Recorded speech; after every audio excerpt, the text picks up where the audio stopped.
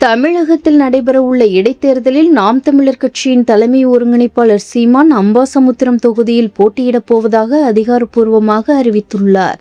இது தொடர்பாக அவர் அளித்துள்ள பேட்டியில், தான் இந்த இடைத்தேர்தலில் களம் காண வேண்டும் என்பது எனது கட்சி தொண்டர்களின் விருப்பம் மட்டுமல்லாமல் பிற கட்சியினரின் விருப்பமாகவும் இருப்பதாகவும் குறிப்பிட்டுள்ளார். கட்சியினருடன் நடத்திய ஆலோசனை முடிவில் தனக்கு போட்டியிட அம்பாசமுத்திரம் தொகுதி மிகவும் உகந்ததாக இருக்கும் என ஒருமனதாக முடிவு செய்யப்பட்டுள்ளதாக அவர் தெரிவித்துள்ளார். மேலும் இந்த இடைத்தேர்தல் நடைபெறும் மற்ற தொகுதிகளுக்கான நாம் தமிழர் கட்சியின் வேட்பாளர்கள் குறித்த அறிவிப்பும் விரைவில் வெளியாகும் என்றும் அவர் அந்த பேட்டியில் உறுதிபட கூறியுள்ளார்.